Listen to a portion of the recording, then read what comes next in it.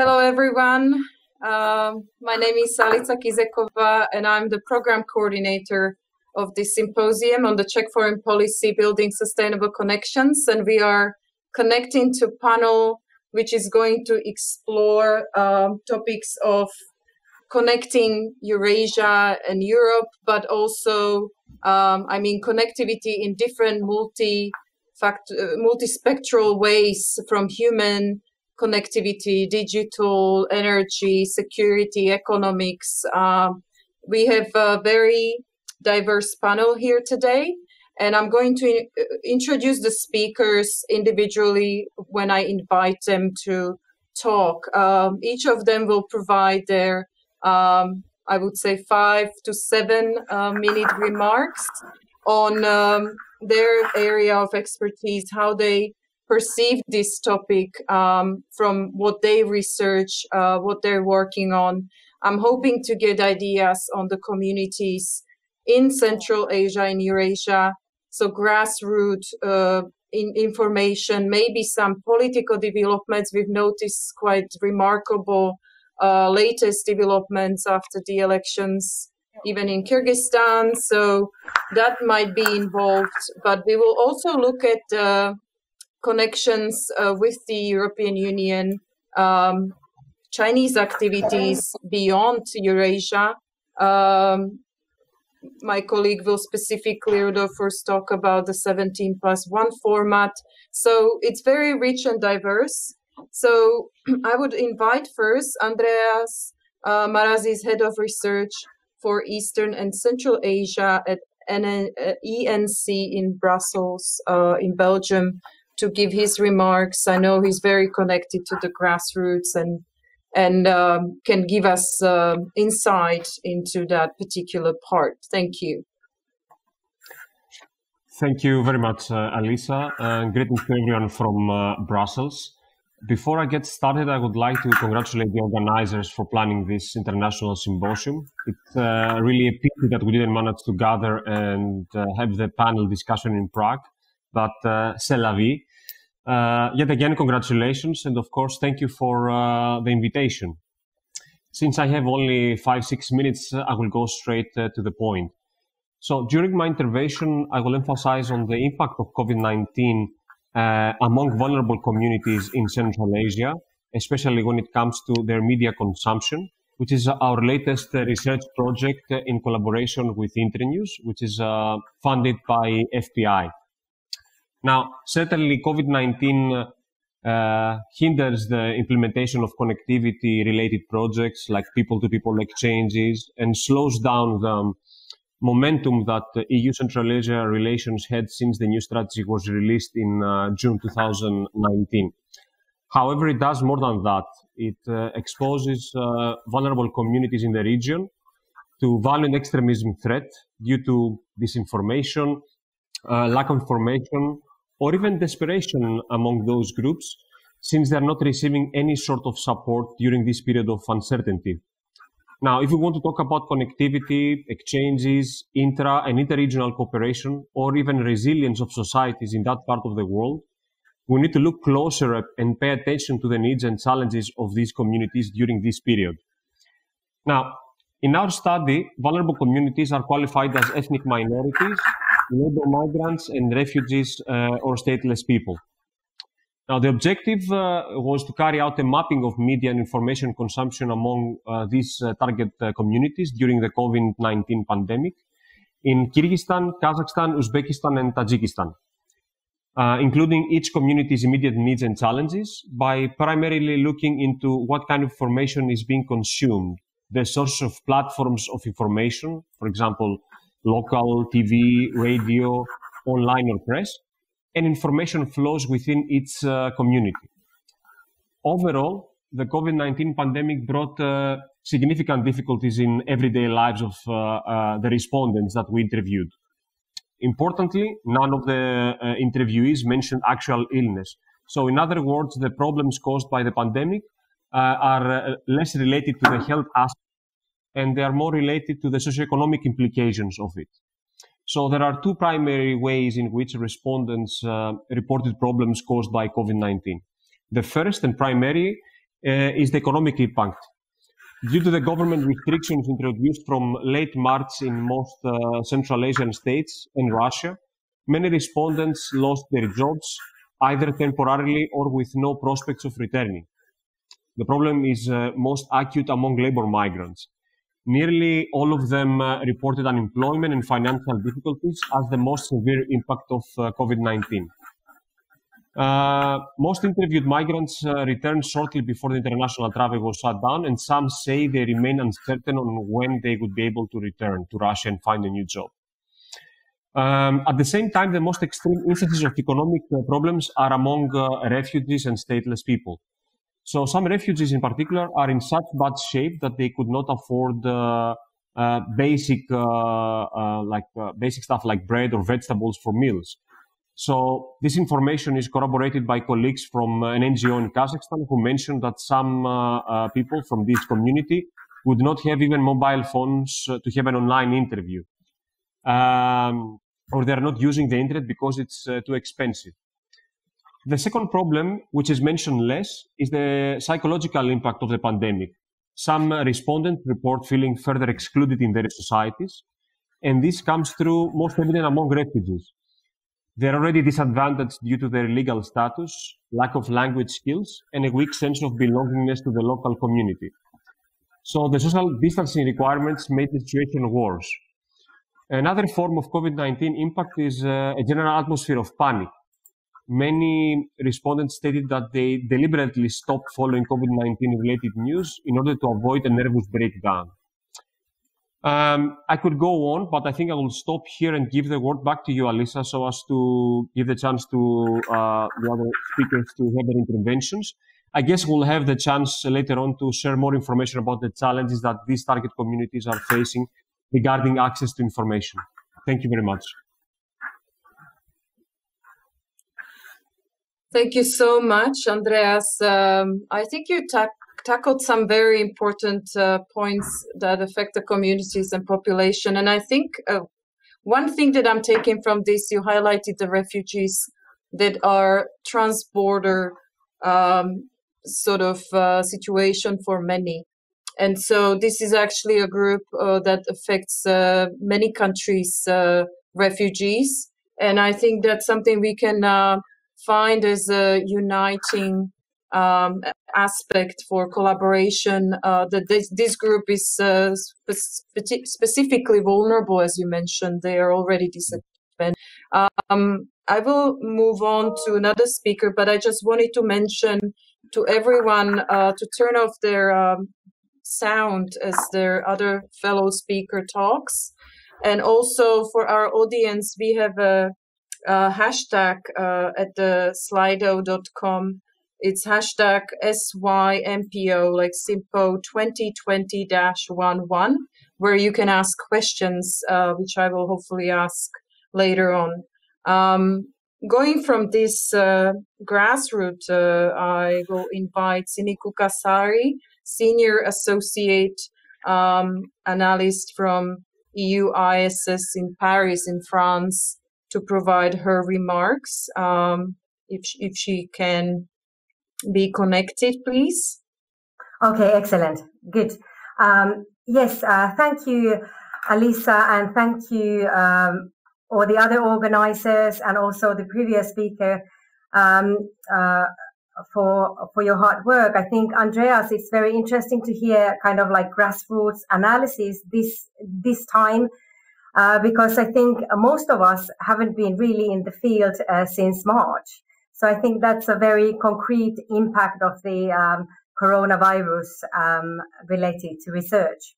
But nevertheless, I think my remarks will be slightly on a kind of more general level. And the funny thing is that when I was listening to the first panel, I realized that François and I do share a whole lot of same points. So in a way, could it be basically because I've been working very closely with her former colleague Alice Ekman, who is now working with the EUISS. That could be part of that. But nevertheless, I hope to add something. and perhaps continue where François left, basically, because she was also thinking about like whether the coronavirus is a game changer or not. And I would agree with her analysis on the fact that indeed, although at the very beginning, I think many of us were kind of taken by surprise, and we had very black and white analyses, I think in March, April, sort of like saying goodbye to globalization and connectivity and whatever have you. But I think that as time has passed, I think that there are more nuances, and I think indeed that we should really see COVID crisis as a catalyst that is not necessarily only kind of accelerating certain existing trends, but also perhaps just adding kind of unsecurity that we don't really know whether it's accelerating existing trends or decelerating existing trends. But nevertheless, it is kind of intervening factor rather than kind of a game changer that changes everything. I think when it comes to connectivity, the crisis has definitely highlighted not only the vulnerabilities linked with connectivity, but also, I think, the very critical nature and the huge demand, in particular for digital connectivity. So I think that it will definitely lead to recalibration of policies, the way we see and analyze and do connectivity within the European Union, but also elsewhere. So how, in concrete terms, has the pandemic changed the way in which we perceive and pursue connectivity in Europe? I think that what seems to be pretty clear is that we will see an increase in connectivity competition globally. And this is very much to do with norms and values on which global flows and connections are built on. And related or linked with this competition, I think that there is also kind of increasing narrative or discursive battles between basically effective authoritarian connectivity versus sustainable liberal connectivity. So I think that this is again a trend that did exist already before, but certainly we can see that the struggle has intensified greatly. And then the other thing that I would like to highlight is that and this was also mentioned earlier by François as well, that we see an increasing reorientation of connectivity programs and projects from basically kind of like infrastructure projects towards more digital sphere. I think why this is happening, partly because we have less money to spend. And also I think that the crisis has definitely highlighted the elevated importance of digital. So I think that much of the money that we have will be spent on sort of like the digital side of things. And this, of course, is very much, I think, present in the analysis of, or the kind of the commenting of within the European by Josep Borrell or Ursula von der Leyen, for example. I think that the State of the Union speech very much highlighted the need for more digital Europe, kind of like very strong push for European digital sovereignty. And indeed, the need to shorten and diversify supply chain, and also kind of comments on the disinformation, kind of like infodemic that we have really seen as a consequence of the COVID pandemic. So I think that connectivity will be seen in more geostrategic terms in future. By both China and the EU alike. And I think China and Russia are definitely kind of strengthening their bid for the cyber norms, for example, at the UN level. And then I do see that, China is also kind of reorienting its kind of Silk Road projects towards the digital.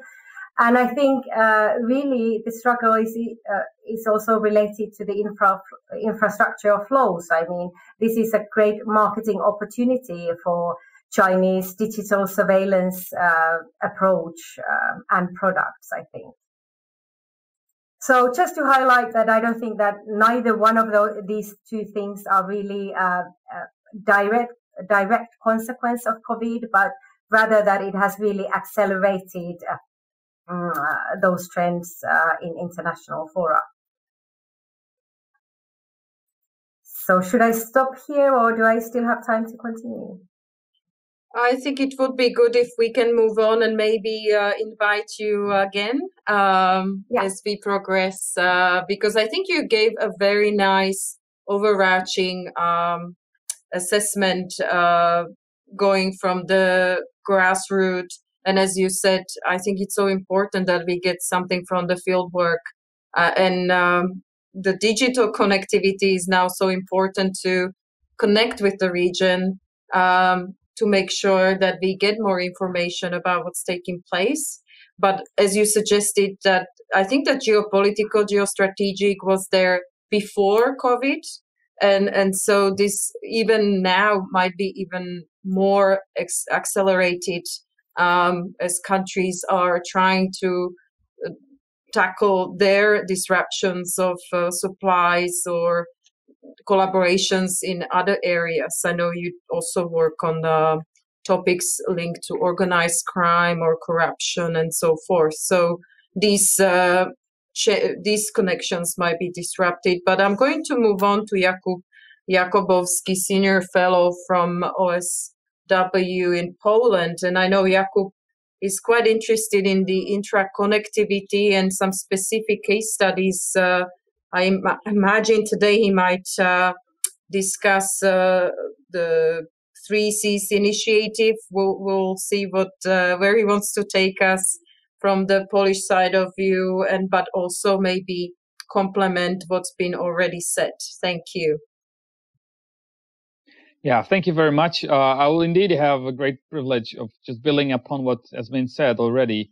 Following on this broader general overview of what connectivity is, I think just like Sinikukka said, we are witnessing COVID being a catalyst of very profound changes when it comes to connectivity. We saw some disruptions already that are possible, and we need to protect from those disruptions, both in terms of value chains and the digital sphere, energy sphere, migrations, and so on. And another thing that the COVID has served as a catalyst in is the geostrategic part of connectivity of these flows of people and data and goods being intentionally disrupted by different players. Also, a competition on the norms and standards on how we build and how we interconnect ourselves. The rising division between the, let's say, the Western approach, the EU, US, Japanese approach to doing that, and the emerging authoritarian types of connectivity, both Chinese and Russian. And what I'd like to focus on is how those things impact Central Eastern Europe, which is, in my view, really a special hotspot of connectivity, especially in terms of EU-Asia connectivity, but also the debates on the digital connectivity within the EU. So, as I said, I think the connectivity needs to be perceived as both economic and strategic in nature. There will be no economic convergence between the Central Eastern Europe and the rest of Europe without better interconnectedness, also within the region. And I think EU and CE are doing a good job in pushing this forward. But also there's this strategic aspect of it, and there's an increasing number of external players that want to take part in those processes. The EU is the fundament of the development of Central Eastern European connectivity, and it will be, but there's more than that, and it's accelerating now. We've seen China building the 17+1 format, where connectivity is at the core of it for last couple of years. We've seen the EUISS entering this kind of competition here, both in terms of energy and digital sphere. Occasionally, we see even Japanese delegations coming here, and Abe Shinzo visiting Central European countries many times. I think while looking at the intra and extra CE connectivity, we need to look at different layers of it, of different kinds of flows. I think in terms of energy connectivity, the Central European agenda is slowly emerging, and I think there's a growing consensus within the region that we need to have a more diversified sources and flows of energy, primarily because of the economic factors. The more sources of energy we have, the better market positions we have. But also there's this political aspect of it, of Russia as the main energy provider to the region, often using this kind of flow disruption strategies to blackmail countries. So there's both economic and strategic aspect of it. I think we all more or less understand that energy is this kind of economic strategic connectivity nexus. But the new thing here is the digital sphere, which has become very quickly a very similar thing, of the flows being both economic, because the digital connectivity is the fundament of the future connectivity of nations, but also being a strategic thing when countries think about the security, about who controls the flows, who controls the infrastructure. And I think in this respect, Central Eastern Europe has become the hotspot here. And if we look at how the European countries respond to the threat of Huawei and the Chinese infrastructure, you'll see Central Eastern Europe and Scandinavia being the two primary regions that are driving this debate within the European Union, and that have already decided on many things. So with regards to securing digital connectivity. So in a way, this region is becoming a fairly coherent in terms of how to proceed with digital connectivity. This being based on norms of transparency and security that I think both the EU and US share in this respect. And then just finishing this up, there's another layer of connectivity that's also important in terms of Central Eastern Europe, where actually China plays a very different role.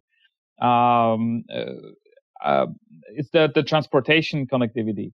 The Central Eastern Europe's position within the global trade flows and value chains are changing, and the COVID has accelerated those trends. We see Gdańsk in Poland, copper in Slovenia, and also Piraeus on the southern flank being the fastest growing ports within Europe, linking Europe and mostly Asia. We've seen a number of trains crossing from East Asia to Europe doubling during the COVID times because of the security of those kinds of value chains. So we see an increasing flows of goods from Asia to Europe going through Central Eastern Europe, with still huge infrastructural gaps, but we've made some progress there, and I think this is both an economic opportunity there, but also a strategic challenge on how to facilitate those flows, including the flows coming from China, using European norms that will serve the economic development of the region, but also will secure the long-term sustainability of the way the infrastructure is built. So that's basically it, the three levels of it. There's also the extra CE aspect of it. The region will link to Balkans and the Eastern Partnership countries like Ukraine and Belarus, which are crucial in terms of all of those flows, but maybe we'll leave it to the next round. Thank you very much. Thank you, Jakub. That was another more detailed, I think, assessment of different types of connectivity and how we are positioned from the Central Eastern Europe, which is quite important. We are starting to get questions, so I'll be collecting those. I invite the audience. Apparently, we have 71 people watching us. So that's just a little update.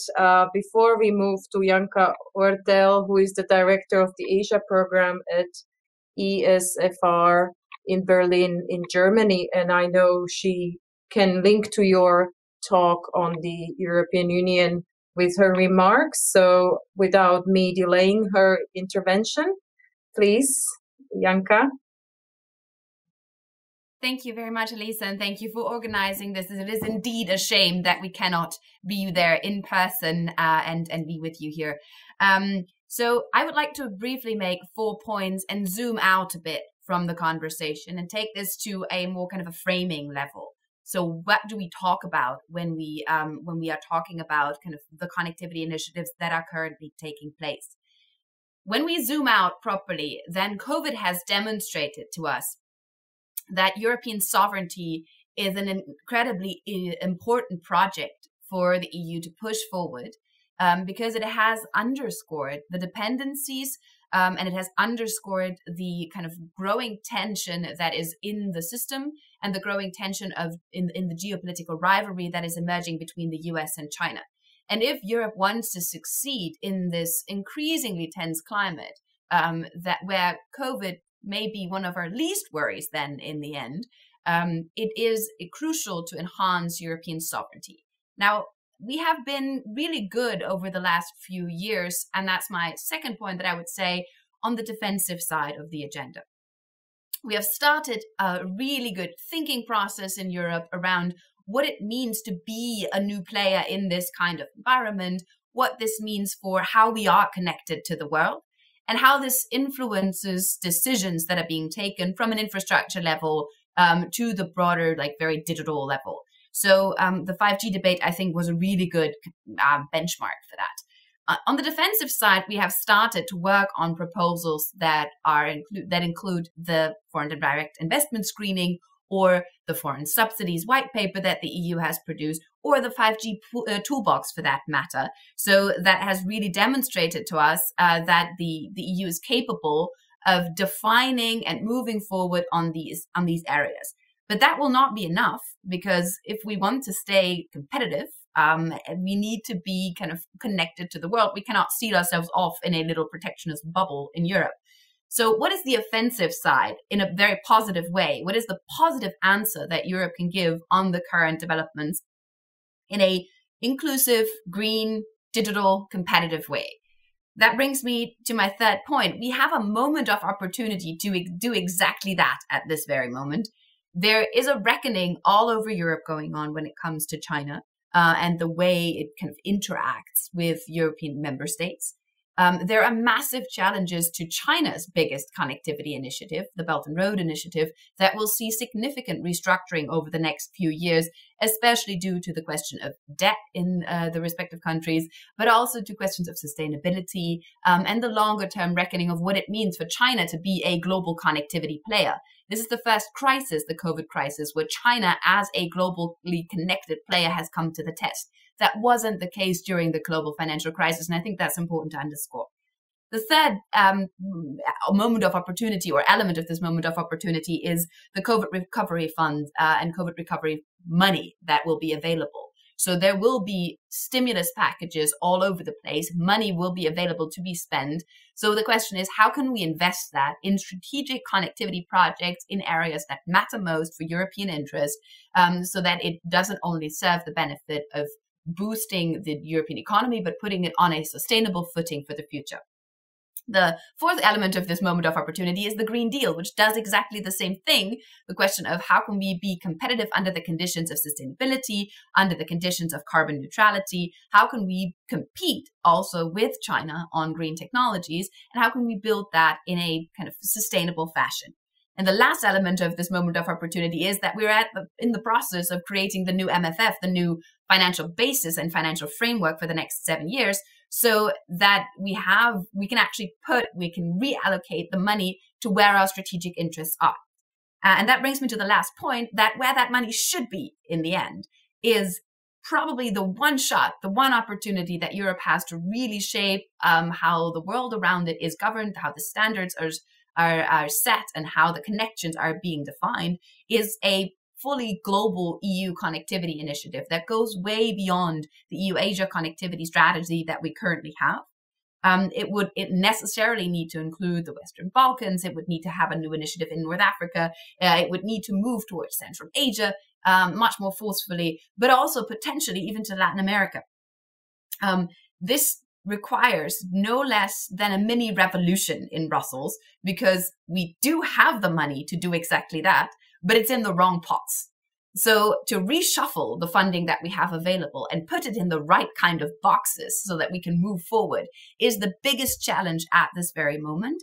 But it is also a crucial moment where connectivity can be Europe's positive answer to the world and can put the EU in a long-term competitive and sustainable footing. And I will end here. Thank you. Thank you so much, Janka.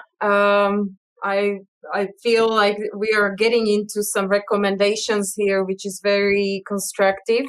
We need to find ways, especially how to reallocate money. I think that's a good point already, to have them in the right pockets and go to the right projects and groups.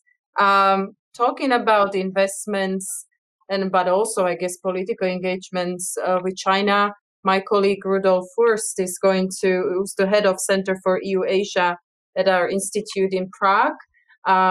He is specializing specifically on China's engagements with the 17+1. And Janka, you already mentioned the engagements of the Balkan countries. And as we know, in this particular grouping, there are EU and non-EU member states. So it's a space that sort of brings together countries that interact in different mindsets. Some are quite connected to Brussels and the funding and standard sort of descriptions from there, but other countries have their own national approaches to dealings with China. So Rudolf, if you're online and available to us, can you please provide your assessments of this topic? Thank you.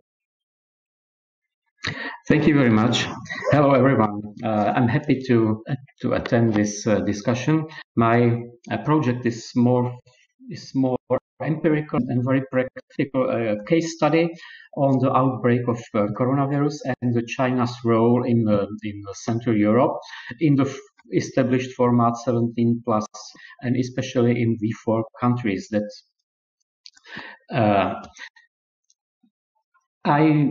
I will propose some slides. I hope you can see it. So this project was connected with some monothematic issues. My study is tracing how the cooperation between China and 17+1 format, sub-regional format, worked during the first months of the outbreak. It's actually a wonderful opportunity for testing of this agenda, because this sub-regional format exists for about 8 years. There is necessary to point that there is actually a special flat platform within the 17+1 format, which is focused on the healthcare cooperation. Rudolf, I have to step in, sorry. What's the Rudolf, common issue can you hear me? Yes? Yes? We are having issues with the connection, so So I will step back. I'm not sure.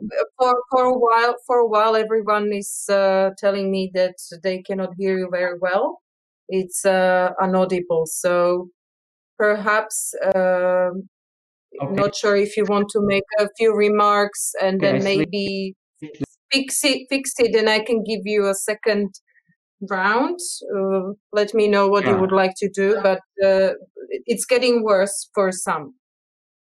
Maybe we'll let you to restart your browser, and we'll get back to you if you would like to add more information from your speech in the second round.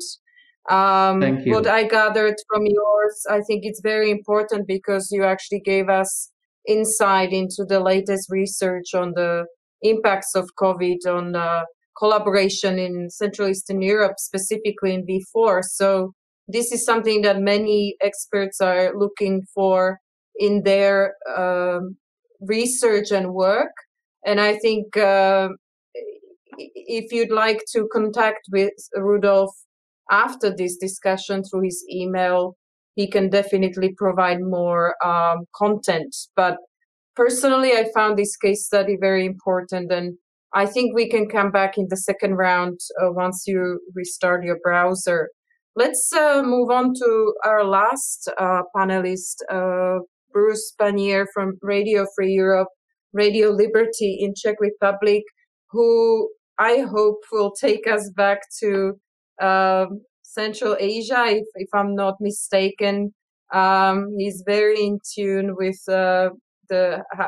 what's happening on the ground at the moment. So, Bruce, if you're there, the floor is yours.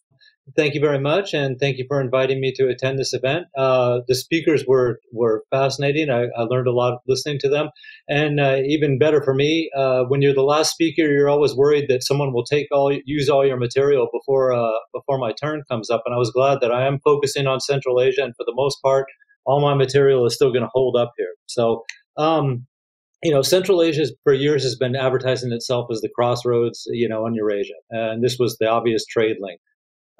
For not only for East-West, but for North and South.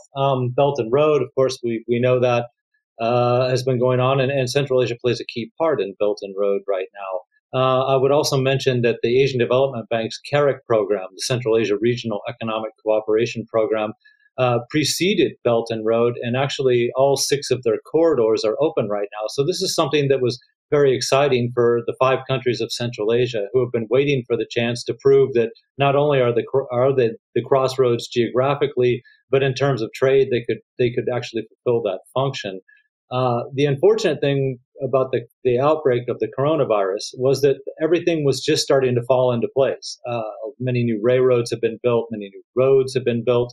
The Caspian ports in Kazakhstan and Turkmenistan had just been rehabilitated, modernized, and were ready to go. And once the virus broke out, it kind of, for obvious reasons, a lot of these countries had to close their borders. It wasn't supposed to affect trade, cargoes, shipments of cargo, but it necessarily did, because you had to pay a little extra scrutiny to what was coming across the border and transiting your country's territory. So it has slowed things up. Why this is a problem, especially, is because a lot of these projects were built, of course, with loans. The payments are coming due, and these countries when they accepted the loans, figured that the trade that was going through their countries and the transit fees they would be charging for that would pay for the loans. But now that there's reduced traffic coming through, it's put a little bit of a extra burden on them to repay their loans. And I can give you an example that just came from yesterday. I mentioned the Caspian Sea ports. Now, in Kazakhstan, that's Kurik and Oertel, and they spent modernizing the railway traffic coming from China or from some of the other Central Asian countries and headed to the Caspian, would go through these ports, end up in Alat, in Baku, or just south of Baku in Azerbaijan, and be transported through the Caucasus across the Black Sea and into Europe. Because of the outbreak of the virus, Kurik and Oertel, as of yesterday, had operated at 22% capacity through the first 9 months of this year. It's disappointing. Everyone knows it's temporary. But the fact is that this does place an additional strain on some of the countries, not only because they have to pay back international creditors, but they have their own domestic creditors as well that they have to think about.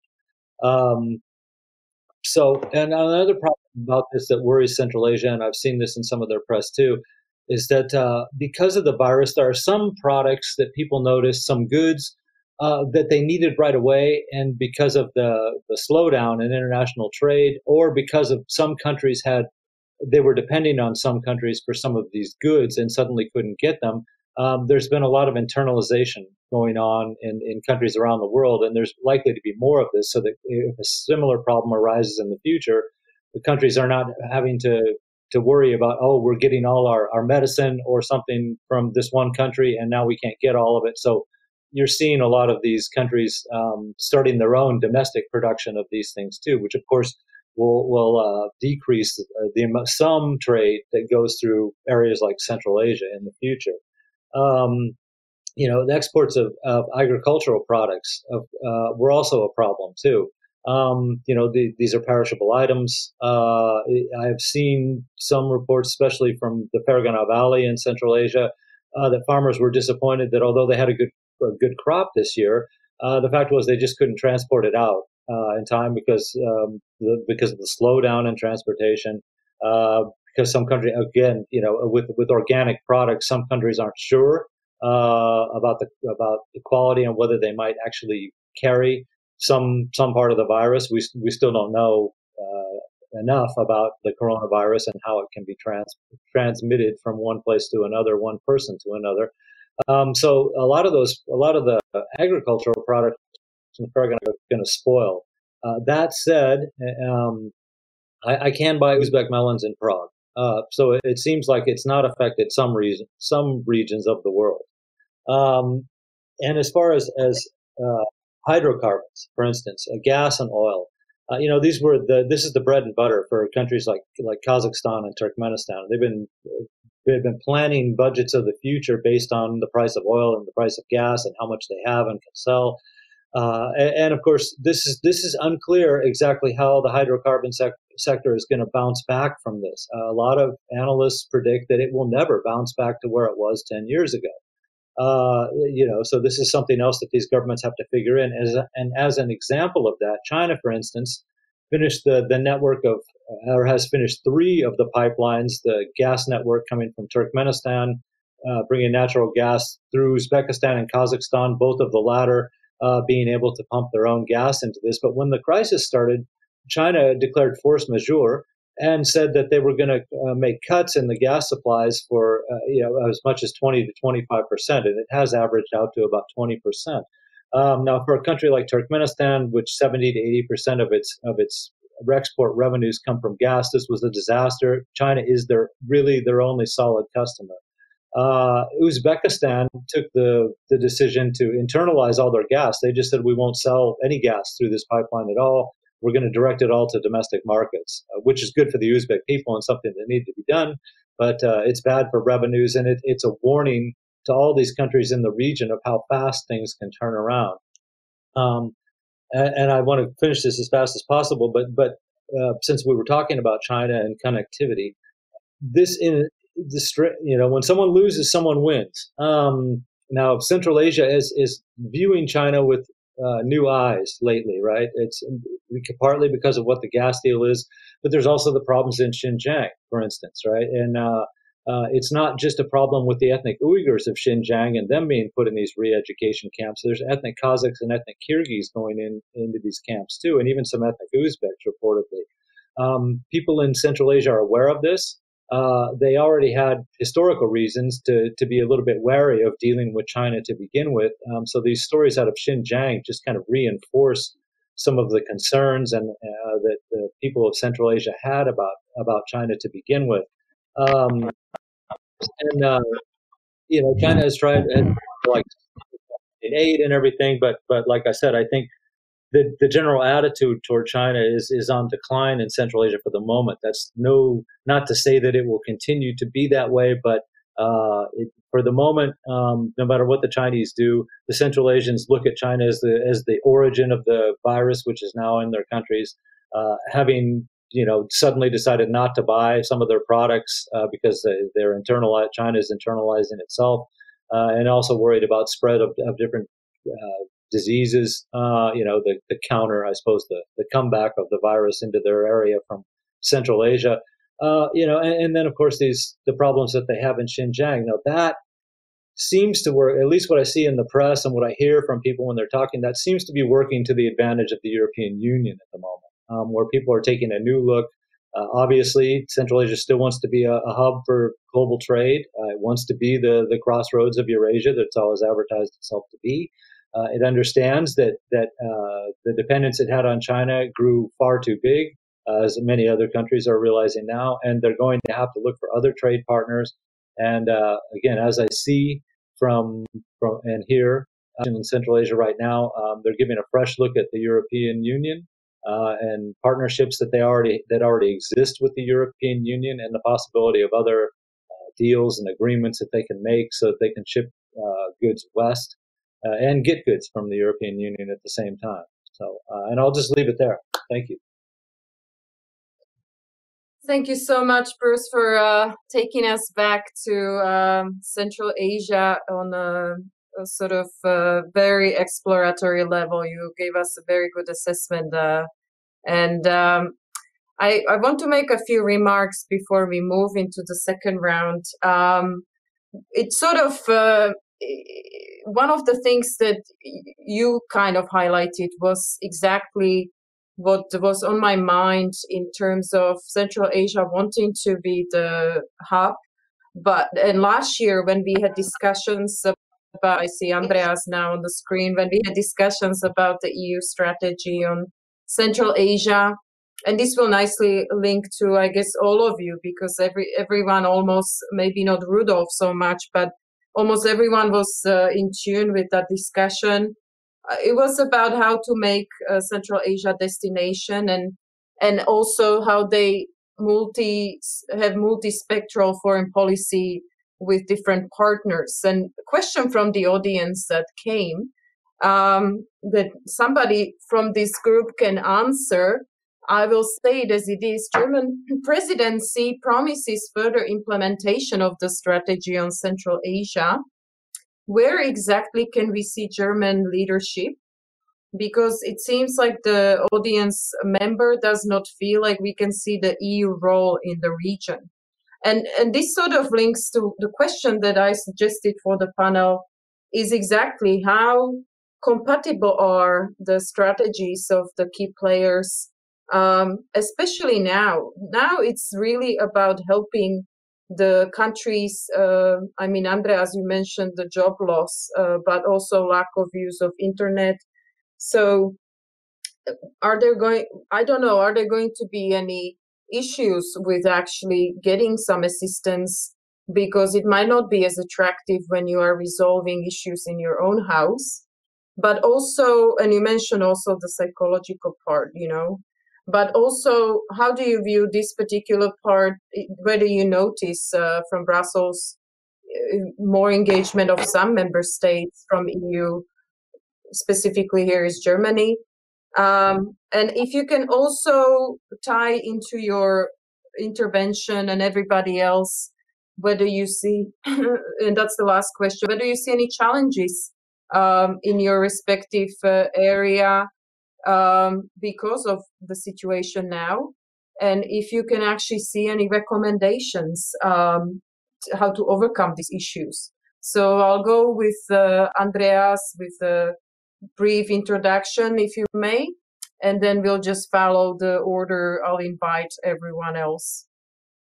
I would like to start by saying that when it comes to the German presidency, I had the chance during August, during my holidays actually, to attend a roundtable discussion which was facilitated by the German Minister of Foreign Affairs and another think tank.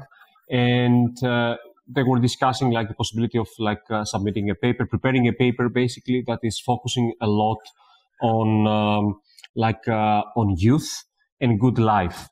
So what I think the EU is trying to do through the German presidency is also to pay attention on what young people need and what young people consider as most precious in terms of having a good life. I did also during this COVID period, especially since April, May, I focused a lot on collecting information from young people from Central Asia, from all 5 countries, on what are the most important elements on having a good life in the region.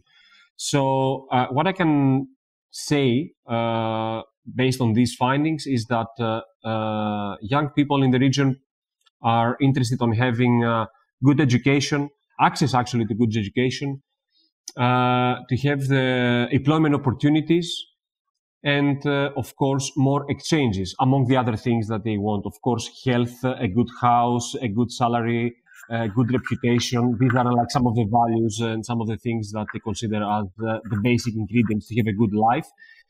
So that brings me back to the fact that COVID-19 did interrupt these exchanges, the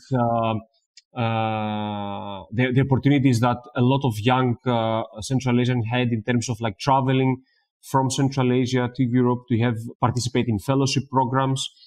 We have the pleasure of running several fellowship programs, others funded by FPI, others funded by Open Society Foundation.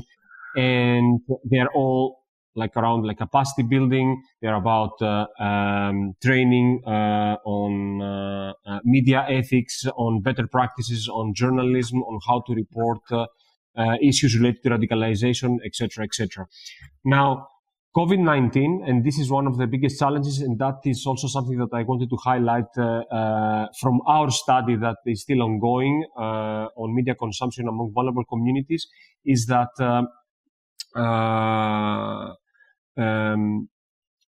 because of COVID-19, we have difficulties in terms of reaching out to these communities, to these people.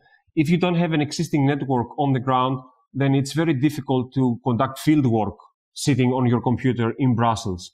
So this is like a big challenge, and lack of trust from these communities. And the way that we managed to reach out to these people were through our networks.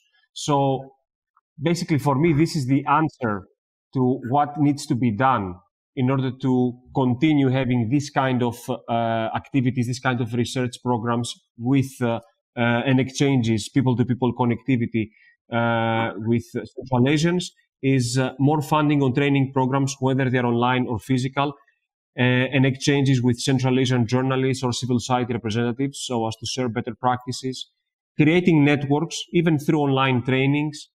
And one more thing that I would like to add is that we can take stock of the Eastern Partnership Connect program, which is a program that supports connections between researchers and students from the Eastern Partnership, and a project that helps them work together and exchange that data. So we have already some instruments in place that we can replicate perhaps for Central Asia.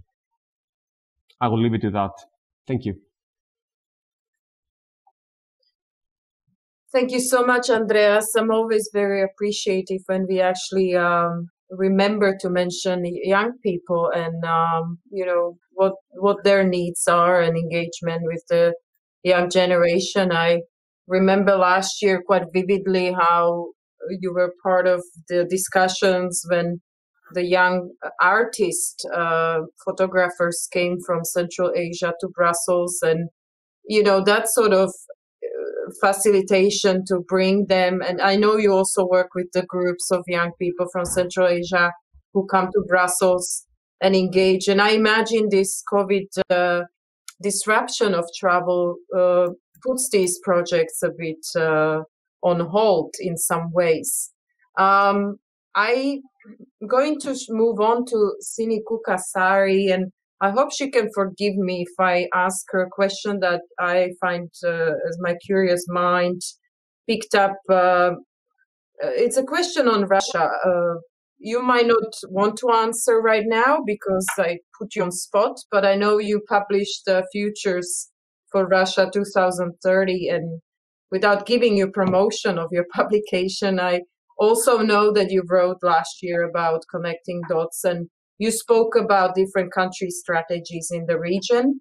and how they interact. And obviously Russia is a big player. So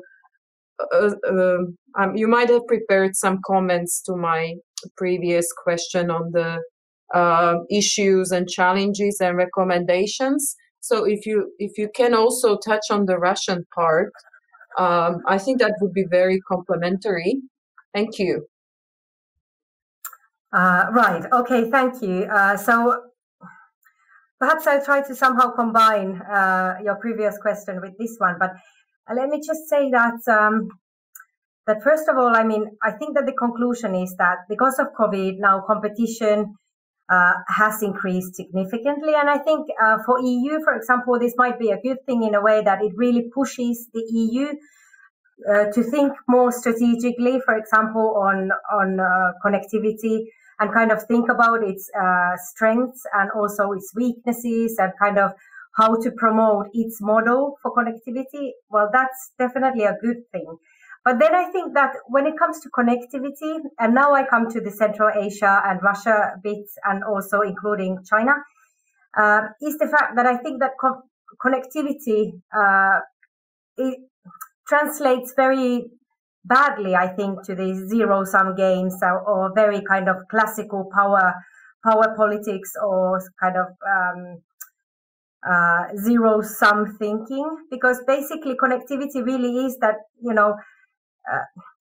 the volume of connections really matters, and it is actually power when it comes to connectivity. So I think in a kind of perhaps a slightly bizarre way, I think that connectivity needs to be inclusive on certain basic level, because if one thinks about exclusive connectivities, that's really a recipe for failure.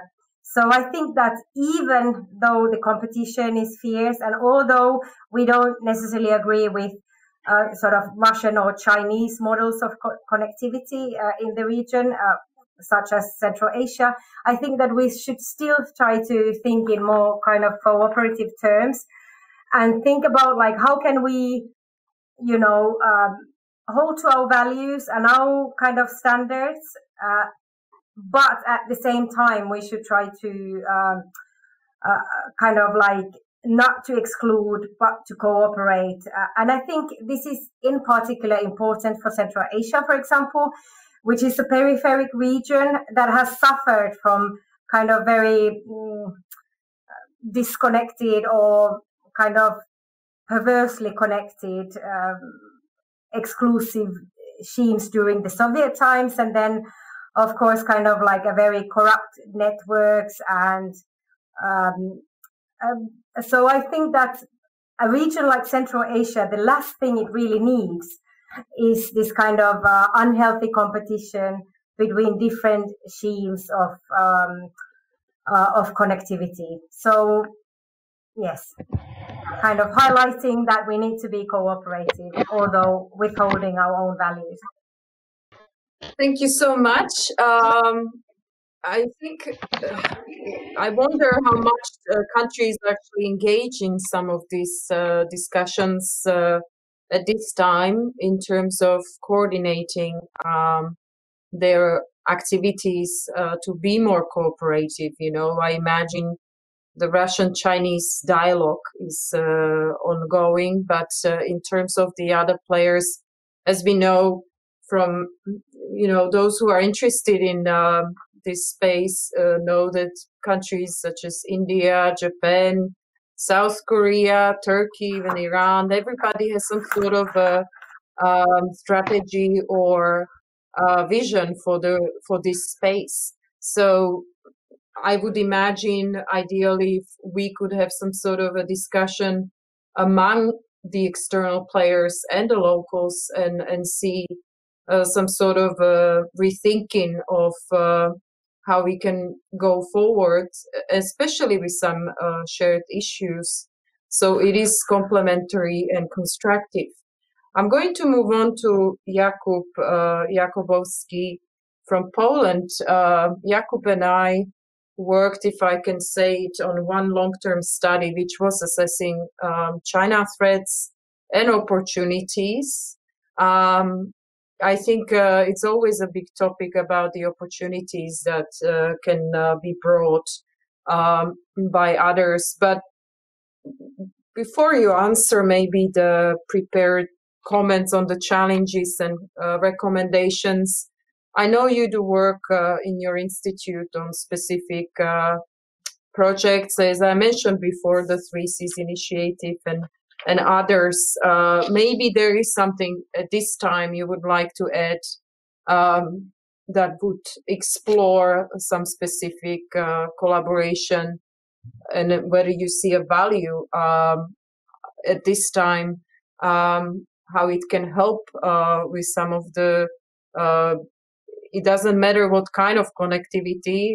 You outlined quite a few different areas, from energy through infrastructure or transport. So this would be a good time to add to that particular part. Thank you. Yeah, thank you very much. I think the energy is like the old school type of connectivity in terms of this new economic strategic paradigm wherein politics and economics meet in this geographical spatial dimension. What's particularly interesting, and I think what's of an increasing importance within the Central Eastern Europe, is the transportation and digital connectivity. And there are many overlapping initiatives there which have Central Eastern Europe as the common denominator. The 3Cs initiative being one that comes from within the region. So it's an initiative joined by 12 Central Eastern European states, along with Austria, that is aimed at kind of supplementing the existing EU frameworks, pushing even more in the direction of intra-Central Eastern European connectivity.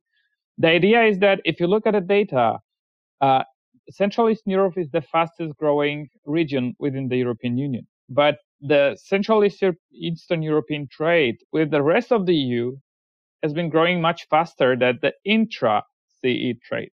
So in a way, we just don't take advantage of each other's development. And we are talking about fragmented small markets that could really benefit from each other's development there. So that's the basic premise. And the framework, the 3Cs initiative, is like an internal debate on how to pursue that agenda in terms of transportation. So we see new projects like Via Carpathia going from the Baltic through Eastern Poland up until Bulgaria, Romania. And there's the digital connectivity aspect to it, where the US is particularly interested in now. Also, the energy diversification of having north-south connections within the region that will provide us with cheaper energy from different sources. As I said, the US is increasingly interested in this project, as is Germany, that has attended the summits of the 3Cs initiative. They will have another meeting very soon at October 19th in Tallinn in Estonia, when we will certainly see more push towards the digital aspect of it. As I said, it's complementary to the EU. It's in full coordination with the EU. So it's just a way to leverage more finance to pour that into the region. And when it comes to China, this is a very interesting. As I said, those initiatives are overlapping there, and the 17+1 is slightly broader than the 3Cs initiative.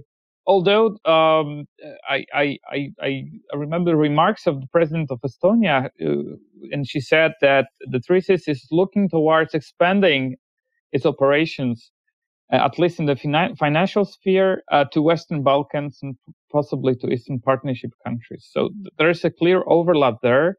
And of course, very conflicting interests, because China's presence there and the American presence in the region are, fire and water, and it's very hard to combine them. But I think in terms of China being generally, I would say, perceived as a threat in the digital sphere, for example, within the region, there's this transportation aspect of it, where China, if handled properly, if this cooperation is handled properly, and it already contributes to the leveraging of the region's position in the global trade flows. So basically, if you look at the new trade flows that are flowing into the region, they come mostly from China, either through Piraeus from the south or Gdańsk from the north, which has like grown because of the connections with China during the last 15 years. We see an increasing flow of container trains from the east through Russia from China. So China is generating those flows. Actually, those are European companies operating in China, which are generating those flows, but China is a player there. So the main challenge here is to come up with frameworks that will guarantee that this kind of cooperation, the infrastructure building, the soft infrastructure, the standards, the way the certain ports and terminals are operated, to guarantee that the norms used safeguard long-term resilience, sustainability of those projects. Those things to be generally handled by Central European actors and European actors. That's the best way to safeguard that. But the infrastructure we have is used by companies operating in China, including Chinese companies. So the connectivity between the Central Europe and China is kind of vital, because China and Central Europe are two parts of big, complex European value chains that stretch from Germany, France, and Netherlands through Central Europe to China. So we kind of have these flows already there, and the main challenge now is to facilitate in the way that will safeguard EU's interests and values. And I think there's a broad understanding now in Europe, with some small exceptions, like Hungary, for example, that it should be pursued in this very way. Okay, Thank you so much, Jakub. As well as highlighting the point that countries don't necessarily in the region take the full advantage of some of the connections that they could have. Sometimes I feel like the discussion is really about what the external players can bring and how that affects us then our intra-regional interactions that, as you say, are complementary to the EU's space. Having Janka here, Oertel from Germany, I'm not sure if she's keen on answering the audience question. We don't have any more. We have 98 people now watching us. And she might have some take on the Germany's leadership in some aspects. If she doesn't want to, maybe she can tackle the question on challenges and whether she sees some recommendations, either or. Happy to hear more from you. The floor is yours. Thank you very much. And obviously, yes, I can say a few words about the role of the German Council presidency. And I think we have to be, just in terms of also the overarching framework of this, really careful in terms of the expectations that have been shoveled into this presidency. Those 6 months were supposed to redesign the relationship with China, also kind of prepare us for the next US election, were to make big strides on climate negotiations, and the list goes on and on and on and on. I think the German Council presidency has been overfreighted with expectations already. That said, on top of that came the COVID crisis, which actually made this an emergency kind of a crisis response council presidency in the first place. So I think we have to be mindful of what the where the priorities of the council presidency are. That said, I think we are facing a situation at the moment where the EU is in a position that just German leadership will not be able to especially address the relationship with China, because Germany is in a different position when it comes to China from most of the other member states, when it comes to dependence and reliance and vulnerability towards Chinese pressure as well.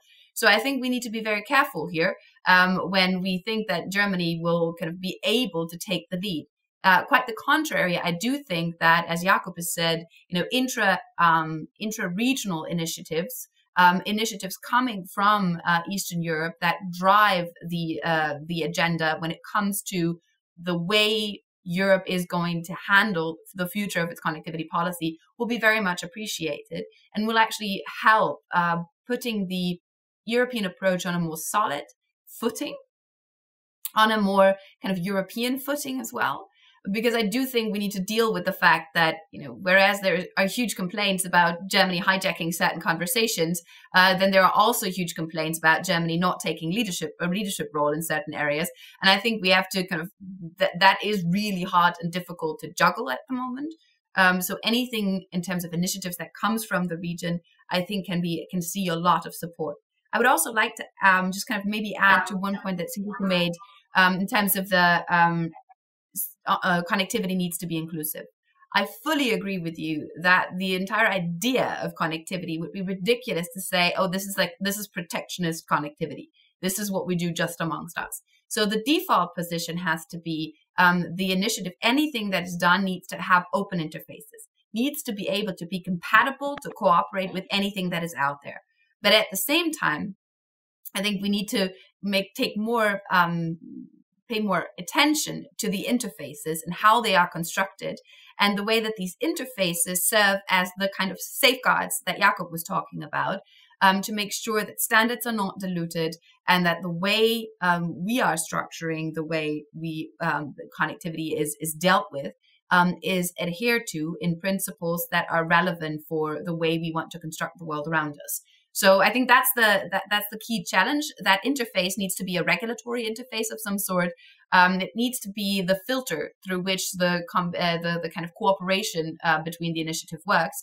And I think that's doable and manageable, even under the conditions of great power competition, even as competition grows more fierce. But we also have to be aware that maybe the interest in connecting with Europe from the Chinese side will decrease due to the fact that there is an overall more nationalist, more inward focused, less integrated in the global economy policy approach currently going on. So that also needs to be kind of factored into all of our considerations of how these trade flows are going to be structured. So they shouldn't just be like value chains addressing Chinese goods and purchases, but potentially also thinking about more like the India dimension of this, the Japan dimension of this, how other connections can be built, and to level off maybe a potential dependency, because that would not be in Europe's interest as well.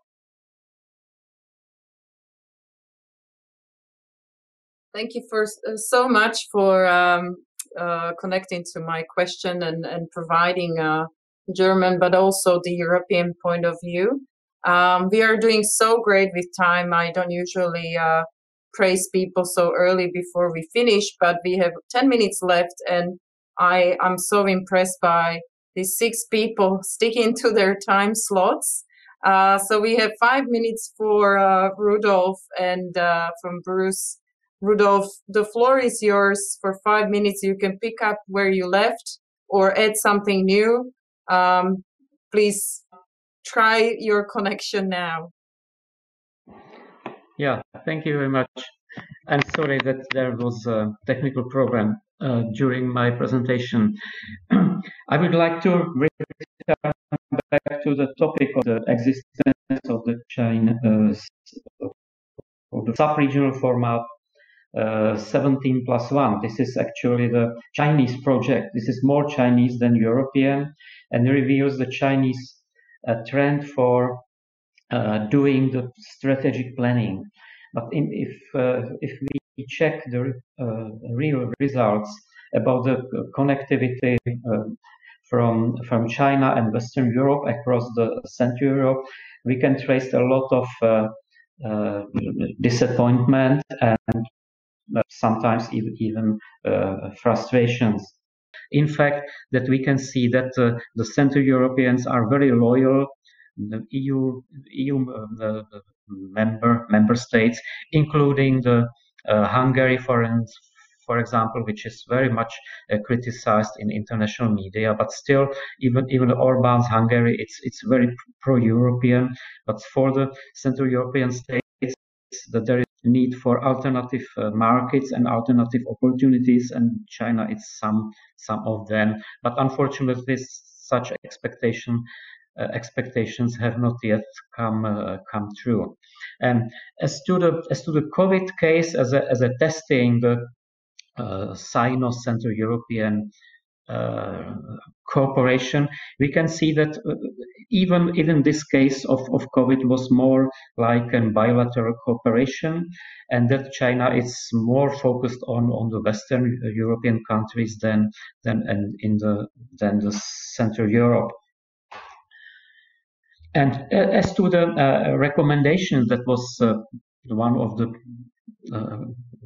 basic questions in your in this discussion. What we can recommend is to see real facts, and do not be lost in increasingly competitive or even negative clash of discourses which are happening across the Europe. Unfortunately, COVID is a great case of China's losing face. So that I would conclude with this. Thank you. Thank you so much, Rudolf. On my side, it was better. There was only small disruption, but when you continue, the meaning of the sentence was actually clear. So hopefully everybody else had that experience, that we were able to get your conclusions. Bruce, is there anything you would like to add to your topic, or do you see any specific issues that we should be focusing on in terms of the upcoming months, or something vital for early next year? Something that you think should be stated here? The floor is yours. From the Central Asian point of view, there is no such thing as too much help. They have a lot of great plans. There's a lot of things they'd like to accomplish. What they're really short on is the financing, and a lot of times the technical know-how on how to implement some of these projects. So, it's always been my understanding with speaking with them that they welcome anyone who's willing to come in and help them. And we really don't want to put this on a competitive basis at all. But in fact, of course, we know that the reality is often something different. And so I'll just put these things out for consideration for what it's worth. When a leader of Central Asia, one of the presidents or something, goes to China, or when they go to Russia for that fact, they make a big deal out of saying, we signed agreements that worth a total of $8 billion or something like that, right? And it sounds really good, and it makes a lot of headlines in Central Asia too that they do that. In fact, at the end, and I know people have done studies on this, in the end, a very small fraction of that money ever actually gets spent. And a lot of the projects that they talk about don't get built. The European Union is different. They get criticized in the European Union for, like last year when they unveiled a package, 2 billion euros. How are you going to compete with China and Russia with 2 billion euros? But that's 2 billion euros that's all going to get spent on the projects that it's intended for. So this is a plus. It's something that doesn't come out enough in the Central Asian media or in other media for that fact either. But it's. Again, you hate to put this level of competition, but the fact is that the money that the European Union talks about, always have bombastic statements about, we just signed multi-billion-dollar package for all kinds of things. In the end, the Central Asians need all this help, and they'd be happy to get it. Certainly they don't want to be the object of a tug of war between nations. They have their agency. They are independent countries, and so that would be the last thing I would throw out there, is that I've been to a lot of these conferences between the European Union and Central Asia, and it's interesting that the one thing the European Union has been trying to stress, I think rightly so, is that the European Union has shown that a group of countries can get together and form a cohesive kind of a union, and this is something the Central Asians can benefit from. When you deal with China, you deal with China. When you deal with Russia, you deal with Russia. Both of those are one country. But when you deal with the European Union, you deal with a lot of countries. And what Central Asia needs all the time is regional cooperation between the 5 countries. And that's something that the European Union is uniquely placed to help with. Thank you so much, Bruce. That's so optimistic that I feel like I should just not say anything anymore, because you are talking about money allocated and money well spent. One player that we have to finish soon, but one player that we did not really mention much is the United States. And I feel like, again, and many probably who do research on the external players in the region somehow can relate to this, that the US released its own strategy on Central Asia. Many were saying that it's, including more Afghanistan, but now with the preoccupations again with the US and the elections, I'm just wondering, and we don't really have much time to explore this, but that's up for discussion, how much focus there will be on the actual, about execution of some of the projects, and if the EU is a good partner in this, they should sort of collaborate. Sini, we have 2 minutes. You seem to have a comment, Sinikukka, Saari. So did you want to say it out loud, or? No, I was actually just chatting with Bruce, saying that I fully understand where you're coming from, and I also agree with you that perhaps the EU definitely needs to communicate better and more strategically in Central Asia, for example. And I think this is something that the COVID is also really pushing the EU to do better. Because, I think that we have all read the joint communication on disinformation related to COVID. And I think that here the thing really is that we are learning that we need to communicate better. And I think at least my experience in Central Asia is that at least the authorities are quite aware of what the EU is doing and what it's worth, even though the wider public probably doesn't know.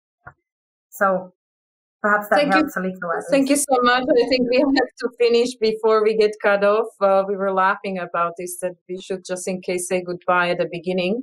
But I want to thank everyone. I thought this was such a rich panel, really wonderful. And thank you for your time. I hope we'll meet again and have another discussion with time passed and more reflections. Stay safe, everyone, and stay in touch.